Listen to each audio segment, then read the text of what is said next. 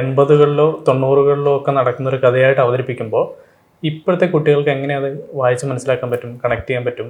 അതൊരു വായനാക്ഷമതയെ കൊല്ലില്ലേ എന്നൊക്കെ പറഞ്ഞൊരു സംശയം എനിക്കും തോന്നിയിരുന്നു. നമ്മളിപ്പോൾ വായിക്കുന്ന, നമ്മൾ ഹൃദയത്തിലെടുത്ത് വെച്ചിരിക്കുന്ന പല ബുക്കുകളും 70കളിലോ 80കളിലോ ഒക്കെ ഇറങ്ങിയതായിരുന്നു. അതിനുള്ള ജീവിതം, അവരുടെ ജീവിത രീതി, അവരുടെ ആഗ്രഹാഭിലാഷങ്ങൾ, അതൊന്നും നമുക്ക് ഒരു തരത്തിലും കണക്ട് ചെയ്യാൻ പറ്റുന്നില്ല. പക്ഷെ എന്നിട്ടും അതൊക്കെ നമ്മുടെ പ്രിയപ്പെട്ട പുസ്തകങ്ങളായില്ലേ?